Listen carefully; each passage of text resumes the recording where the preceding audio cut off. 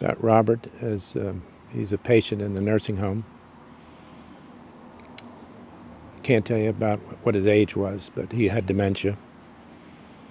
And the aides in the nursing home would come in to wash him, and they'd sort of burst into his room.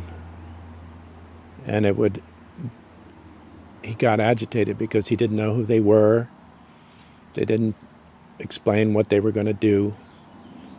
And he would say, "Oh, please help me, please help me, please help me." He would just go on, you know, very agitated. And I thought to myself, if you just did it gently, and you talked to him, and you told him what you were doing, and calmed him down, it would make your job easier, and make his experience easier. So when the aides weren't there, I would occasionally, if he started getting in the middle of the night, he would start to just kind of ramble on about, "Oh, please help me, please help me, please help me." He got lost in his own fears. And occasionally I'd get up out of bed and I'd go over to him. And I got so that he recognized me by sight. And I'd calm him down by talking to him quietly and gently. "Robert, you're going to be fine." And I'd touch him, and I'd show him my arm, and I'd say, "Robert, feel my arm, feel how strong my arm is. There's a lot of strength here. I'm here to help you. So you relax, because I'm here for you, and you can relax." And invariably, he would calm down. He would calm down. And I think one of the things along with kindness that the world needs is empathy. The ability of people to put themselves in someone else's shoes and have the imagination to experience what the other person is going through, and then responding accordingly, rather than this is a separate human being who's being a nuisance, you know. I mean, I didn't see Robert as a nuisance. I saw Robert as a human being that deserves all the dignity and honor that any human being deserves. So I don't know if this is service or not, but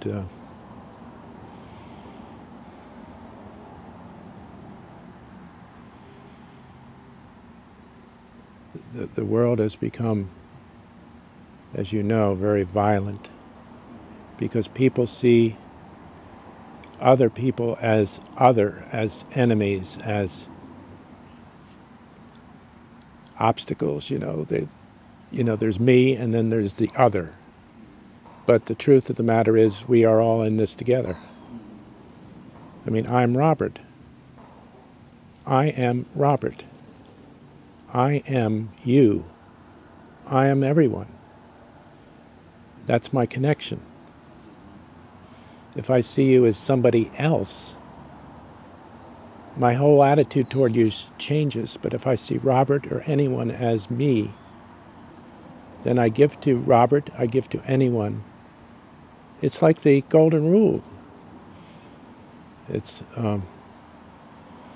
what goes around comes around. What you give is what is going to come back. And you don't give it in order to get it back. You give it because of the joy. You know, when Robert calms down, there's a great satisfaction to be able to comfort Robert. So I guess that's what I mean by service.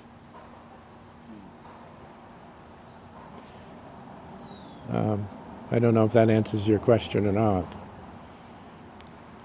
Well, it reminds me of, it's kind of like he was an open wound that you could feel, as opposed to the nurses maybe at that time who seemed numb to it and who didn't really realize what he was going through at all.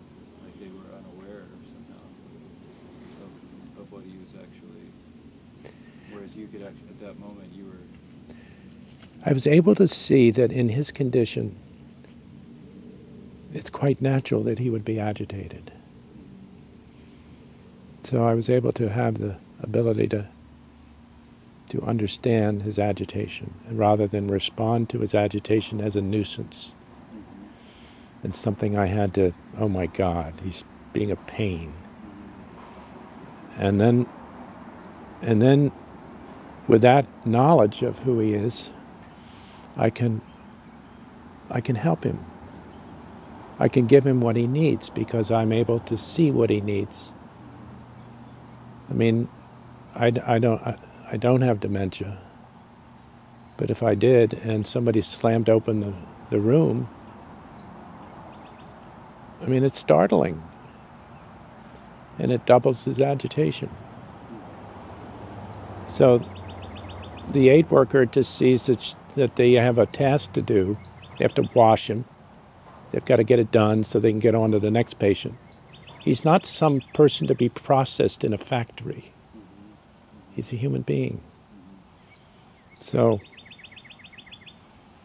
it's important, not the task, but how you do the task.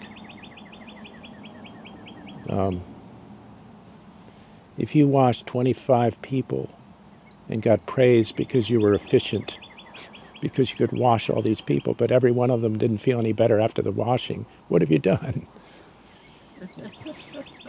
You haven't accomplished anything. Oh, she's our prize worker. She just washed 35 patients. She's very good for us. She makes a lot of money for us. If it takes 35 minutes to calm Robert down, that's not very efficient. But guess what?